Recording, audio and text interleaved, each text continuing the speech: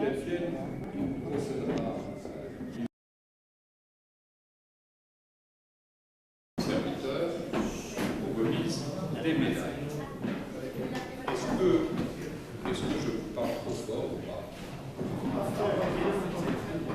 Bien. Alors, messieurs les présidents, mesdames, messieurs, chers amis, particulièrement heureux de vous trouver aujourd'hui à l'occasion de ce traditionnel déjeuner du comité d'ordre. Vous le savez, nous sommes très fiers que notre arrondissement compte la présence d'associations d'anciens combattants aussi dynamiques que les vôtres, regroupées dans ce comité d'entente des associations d'anciens combattants victimes de guerre, qui réunit près d'une vingtaine d'associations et qui représente près de 1500 adhérents. Je ne peux pas ouvrir ce déjeuner sans adresser mes pensées émues à la famille du colonel Bourret, figure emblématique du monde combattant qui nous a quittés il y a un an maintenant. Et je salue donc la présence de l'ensemble des présidents et des porte-parole. Nous qui vivons aujourd'hui dans ce monde pacifique, pour ceux qui n'ont pas connu l'appel sous les drapeaux, ni même pour ceux qui, dans nos entourages, avaient 18 ans en 1996, au service militaire, nous ne devons jamais oublier que nous devons notre liberté au sacrifice de nos aînés. Quelle que soit votre génération du feu, vous avez répondu à l'appel sous les drapeaux et accepté de laisser de côté votre parcours personnel, vos projets pour servir la France, accomplissant là le geste suprême de la citoyenneté. C'est pour ça qu'être ancien combattant, c'est être à la fois un citoyen et un soldat, et vous constituez par là même les forces vives de la nation et du 15e. Mais être un ancien combattant, c'est aussi faire preuve d'un engagement civique et social indéfectible. Sans trêve, vous poursuivez ce travail formidable de défense des droits des anciens combattants, de participation au devoir de mémoire et à l'information des jeunes générations, avec la présence des porte-drapeaux de cérémonies patriotiques et le soutien actif, moral et financier que vous apportez aux anciens combattants et à leurs familles, à qui vous allez même rendre visite lorsqu'ils sont hospitalisés et aux obsèques desquels vous répondez toujours présent pour que l'on n'oublie pas ce qu'ils ont fait pour la France, et surtout pour qu'ils sachent qu'ils ne sont pas oubliés. Vous le savez, me sentant très proche de vous, député maire qui parle, de vos valeurs, notamment par son activité, je vais essayer de passer du monde par son activité dans la réserve. Je suis particulièrement attentif aux questions qui vous concernent et je vous assure de notre volonté, avec mon adjoint, serviteur, pour développer des thèmes mémoriels dans le cadre. Et à l'Assemblée nationale, avec Jean-François Lamour, rapporteur de votre budget pendant 5 ans, nous continuons de défendre vos droits malgré un contexte économique et financier morose, délicat. Dans le 15e, notre volonté est de valoriser les événements qui vous concernent. Une attention particulière est portée aux cérémonies commémoratives sur le parvis de la mairie. Nous essayons de manière permanente de perfectionner le 8 mai, le 18 juin, le 25 août, le 11 novembre, le 5 décembre, le 19 mars, avec la participation de la musique, de la préfecture de police, des troupes sous les armes. Nous organisons des défilés, nous avons la présence de véhicules et de figurants émanant d'associations telles que l'Univers, Koufra, Poilu de la Mare, Tipougo, et j'en oublie.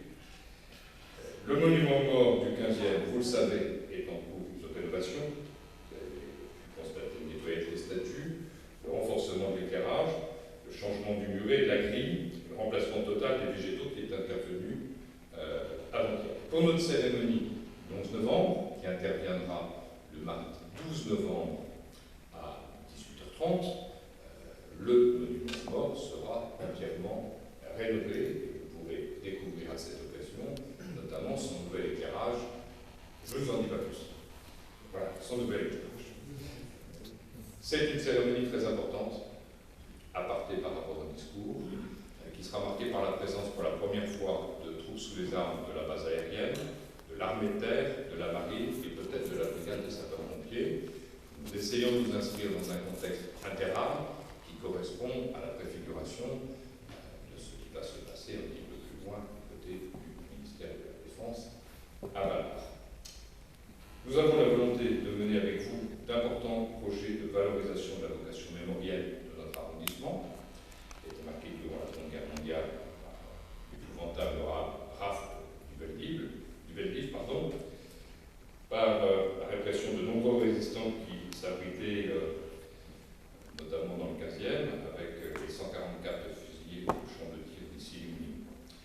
Nous avons organisé des manifestations spécifiques, avec concours bien sûr, le 70e anniversaire de l'Iraken, le 70e anniversaire des 5 martyrs du lycée Buffon, qui est une cérémonie, pour ceux qui étaient présents, qui nous a tous marqués, le 10e anniversaire des attentats du 11 septembre 2001, en liaison avec l'ambassade des États-Unis.